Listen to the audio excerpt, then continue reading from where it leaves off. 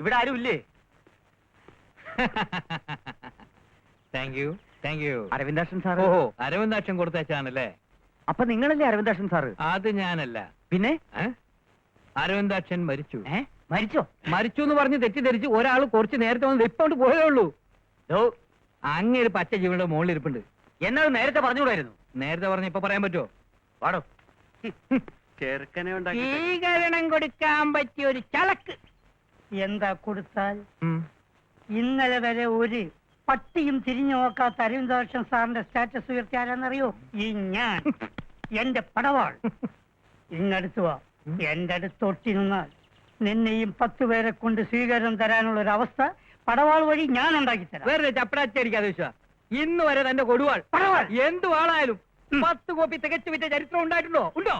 എടാ, എന്റെ പടവാളിനെ തൊട്ട് കളിച്ച് നോക്ക്, നിന്നെ കളി പഠിപ്പിക്കും. എന്നെ കളി പഠിപ്പിക്കണോ?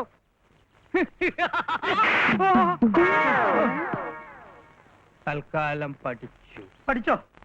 Congratulation. Oh thank you thank you thank you. ഞങ്ങൾക്ക് കുറച്ച് വിവരങ്ങൾ അറിയാനുണ്ടായിരുന്നു. സോറി, ഇപ്പൊ ടൈമില്ല. Sir please. സാർ ഇന്നലെ 1 കോടി രൂപയുടെ സ്വർണം പിടിച്ചില്ലേ? ഓ പിടിച്ചു. നിങ്ങൾ ഇന്റർവ്യൂവിന് വന്നവരാണെങ്കിൽ ഓഫീസിലേക്ക് വരും. ഓഫീസിലേക്ക് വരേണ്ട കാര്യങ്ങളൊന്നുമില്ല സാർ. ആരാണ് ഇൻഫർമേഷൻ തന്നതെന്ന് പറഞ്ഞാൽ ഞങ്ങളകം പൊയ്ക്കോളാം. അത് പുറത്തു പറയാൻ പറ്റില്ല. It's an official secret. പുറത്താരോടും പറയണമെന്നില്ല സാർ. ഞങ്ങളോട് മാത്രം പറഞ്ഞാൽ മതി. നിങ്ങൾ ആരാ? എന്താ നിങ്ങൾക്ക് വേണ്ടത്? ഞങ്ങൾക്ക് വേണ്ടത് അവനെയാണ്, ആ ഇൻഫോർമറെ. സാറ് പറയുന്നോ അതോ ഞങ്ങൾ പറയിപ്പിക്കണോ? എന്നെ വെരട്ടി ഇൻഫോർമർ ആരാണെന്ന് അറിയാനാണ് ഉദ്ദേശമെങ്കിൽ അത് നടപ്പില്ല. അത് ശരി. രാഘവ, ഞാൻ ചോദിച്ചിട്ട് സാറ് പറയുന്നില്ല. നീ തന്നെ സാറിനോട് ചോദിക്ക്. ഒന്ന് മയത്തി ചോദിച്ചാ മതി. അപ്പ സാറ് പറയും.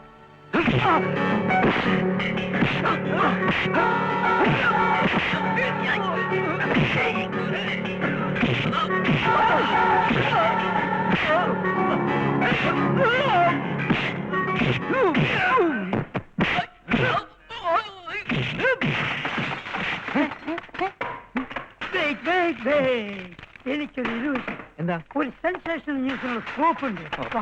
ഒരു ഹോട്ടലിൽ റിസപ്ഷനിസ്റ്റായ ഞാൻ വരണോ? വരണം.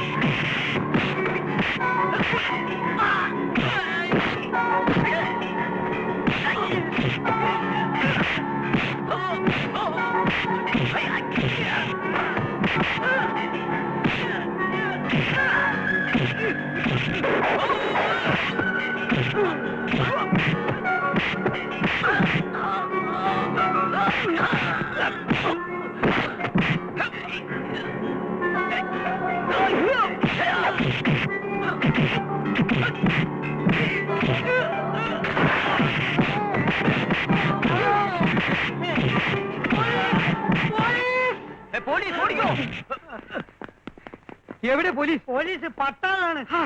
എടാ, എന്റെ കൊങ്ങ കയറി പിടിച്ചപ്പേ ഞാൻ പ്ലീസ് പ്ലീസ് പറഞ്ഞതാ. വേദന കൊണ്ട് അത് പോലീസ് പോലീസായി പോയത്. എന്നാ തനിക്ക് നേരത്തെ പ്ലീസ് പ്ലീസ് പറഞ്ഞു കളിച്ചൂടായിരുന്നു? നേരത്തെ വിളിക്കാടാ, ഫസ്റ്റ് അടിക്കുന്ന എന്റെ ബുദ്ധി മരവിച്ചു പോയില്ലേ? അത് വണ്ടേ മരവിച്ച് കിടക്കല്ലേ? I'm not exaggerating sir. അവര് 40 പേരുണ്ടായിരുന്നു.